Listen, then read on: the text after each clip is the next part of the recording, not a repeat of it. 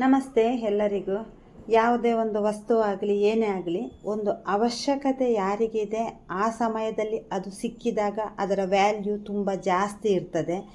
ಯಾಕೆ ಈ ಮಾತು ಅಂತ ಇದ್ದೀನಿ ಅಂತಂದರೆ, ವಿಡಿಯೋವನ್ನು ಕೊನೆ ತನಕ ನೋಡಿ ನಿಮಗೆ ಗೊತ್ತಾಗ್ತದೆ. ನಮ್ಮ ಮನೆಯಲ್ಲಿ ಈ ಸಲ ತುಂಬ ಹಣ್ಣುಗಳು ಬಿಟ್ಟಿತ್ತು. ಯಾವುದು ಹಣ್ಣು ಅಂತಂದರೆ ನಿಮಗೆ ಗೊತ್ತಿರ್ಬೋದು, ಲಕ್ಷ್ಮಣ ಫಲ.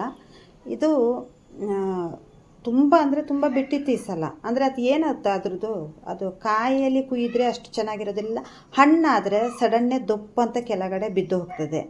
ಹಾಗಾಗಿ ಇದು ಈಗ ಮನೆಯಲ್ಲಿದ್ದವರಿಗೆ ಅದರದ್ದು ವ್ಯಾಲ್ಯೂ ಅಷ್ಟು ಇರೋದಿಲ್ಲ. ನಮಗೆ ಎಷ್ಟು ಸ್ವಲ್ಪ ತಿನ್ಬೋದು. ಆದರೆ ಈ ಹಣ್ಣನ್ನು ಹುಡುಕಿಕೊಂಡು ಇದರ ಅವಶ್ಯಕತೆ ಇರುವವರು, ಅಂದರೆ ನನಗೆ ಗೊತ್ತಿರುವ ಪ್ರಕಾರ ಕ್ಯಾನ್ಸರ್ ಪೇಷಂಟ್ಗಳಿಗೆ ಕೀಮೋ ಆದ ನಂತರ ಈ ಹಣ್ಣಿನ ಅವಶ್ಯಕತೆ ತುಂಬ ಅಂತ ಅಂದ್ಕೊಂಡು ಹುಡುಕಿಕೊಂಡು ಹೋಗ್ತಾರೆ. ನಮ್ಮನೇಲಿ ಏನಾಗ್ತದೆ ಗೊತ್ತಾ, ಮೇಲ್ಗಡೆ ಮರದಿಂದ ಹಣ್ಣಾದರೆ ದೊಪಕ್ಕಂತ ಕೆಳಗಡೆ ಬಿದ್ದು ಹೋಗ್ತದೆ, ಅಪ್ಪಚ್ಚಿ ಆಗ್ತದೆ. ಆದರೂ ನಾನು ಸುತ್ತ ಎಲ್ಲ ಕ್ಲೀನ್ ಮಾಡಿ ಎಲ್ಲ ಇಟ್ಟಿರೋದು. ಯಾಕಂದರೆ ಈ ಥರ ನೋಡಿ ಬಿದ್ದು ಎಲ್ಲ ಓಪನ್ ಆಗಿದೆ. ಒಂದೊಂದು ಹಣ್ಣುಗಳು ಏನಿಲ್ಲ ಅಂದರೂ 2-3 kg ಈ ಥರ ಇದೆ, ಆಯಿತಾ.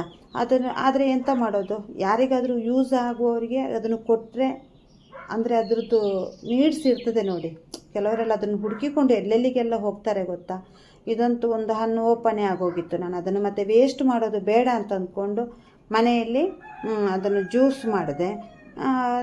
ಮೊನ್ನೆ ನಮಗೆ ಒಬ್ಬರು ಗೊತ್ತಿರೋರು ಮಂಗಳೂರಿಂದ ನಮಗೆ ಈ ಹಣ್ಣು ಬೇಕು ಅಂತಂದರು. ಅವ್ರಿಗೂ ನಾನು ಹೋಗುವಾಗ ಕೊಟ್ಟಿದ್ದೆ. ಅಂದರೆ ಅದು ಅವರಿಗೆ ಸಿಕ್ಕಿದಾಗ ಎಷ್ಟು ಖುಷಿ ಆಗ್ತದೆ ಅಂತ ಅಂದರೆ, ಅದರ ಅವಶ್ಯಕತೆ ಇರ್ತದೆ ನೋಡಿ, ತುಂಬ ಖುಷಿ ಆಗ್ತದೆ. ಹಾಗೆ ನನಗೆ ಯಾರಾದರೂ ಗೊತ್ತಿರೋರಿದ್ದರೆ ಅವರಿಗೆ ಬೇಕು ಅಂದರೆ ಇದನ್ನು ಖಂಡಿತ ಕೊಡ್ತೇನೆ. ಯಾರಿಗಾದರೂ ಅದು ಒಂದು ಉಪಕಾರ ಆಗುತ್ತೆ ಅಂತಂದರೆ ಅಂತ ಅಂದ್ಕೊಂಡು.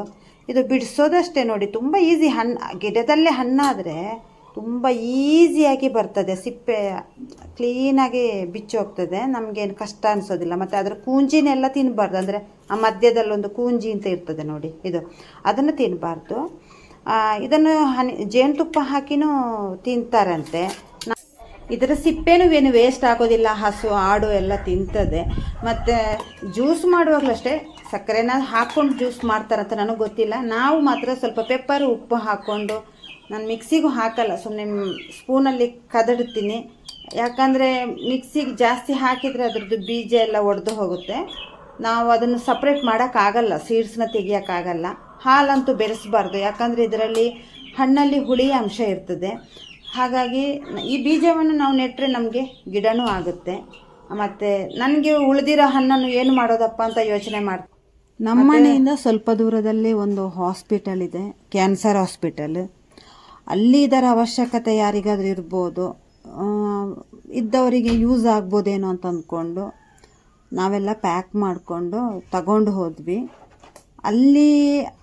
ಅಲ್ಲಿದ್ದವರಿಗೆ, ಸಿಬ್ಬಂದಿಗೆ ನಾವು ಹೇಳಿನೇ ನೋಡಿ, ಈ ಥರ ಮರದಲ್ಲಿ ಬಿಟ್ಟಿರೋದು ಮತ್ತು ಅದು ಯಾರಿಗಾದರೂ ಉಪಕಾರ ಆಗುತ್ತೆ ಅಂತಂದರೆ ಕೊಡಿ ಅಂತ ಅಂದ್ಕೊಂಡು ಹೇಳಿ ಅವರಿಗೆ ಕೊಟ್ಟು ಬಂದಿದ್ದಾಯಿತು.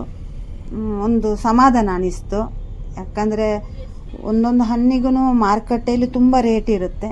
ಯಾರಿಗಾದರೂ ಅದು ಅವಶ್ಯಕತೆ ಇದ್ದವರಿಗೆ ಅದು ಸಿಕ್ಕಿದರೆ ಅವರಿಗೊಂಥರ ಖುಷಿ ಸಿಗುತ್ತೆ.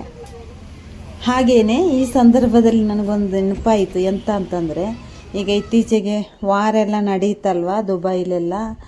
ಆ ಸಂದರ್ಭದಲ್ಲಿ ನನ್ನ ಮಗನೂ ಅಲ್ಲಿ ಇದ್ದ.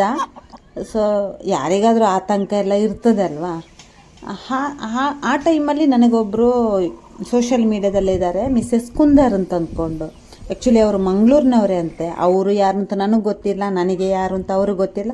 ಒಟ್ಟಿನಲ್ಲಿ ಅವರ ವಿಡಿಯೋ ಚೆನ್ನಾಗಿರ್ತದೆ, ಅವರ ಮಗಳೊಟ್ಟಿಗೆ ಮಾಡುವಂತಹ ವಿಡಿಯೋ, ಅವ್ರ ಫ್ಯಾಮಿಲಿ ಒಟ್ಟಿಗೆ, ಅದೆಲ್ಲ ತುಂಬ ಚೆನ್ನಾಗಿರ್ತದೆ. ನಾನು ನೋಡ್ತಾ ಇರ್ತೀನಿ. ಸೊ ಹೀಗೆ ಅವ್ರ ಹತ್ರ ಒಂದಿನ ಚಾಟ್ ಮಾಡುವಾಗ ಅವರಂದರು, ಇನ್ಸ್ಟಾಗ್ರಾಮಲ್ಲಿ ಅವರಂದರು, ವಾರ ಬಗ್ಗೆ ಎಲ್ಲ ಕೇಳಿದಾಗ, ಅಯ್ಯೋ ಎಂಥ ತೊಂದರೆ ಆದರೂ ಏನು ತೊಂದರೆ ಇಲ್ಲ, ನಮ್ಮನೆಗೆ ಬರಲಿ, ನಮ್ಮನೇಲಿ ಸ್ಪೇಸ್ ಇದೆ, ಅವರು ಒಬ್ಬೊಬ್ಬರು ಇರುವಾಗ ಗಾಬರಿ ಆಗುತ್ತೆ ಅಂತಂದರೆ ಬರಲಿ ಅಂತ ಅಂದ್ಕೊಂಡು.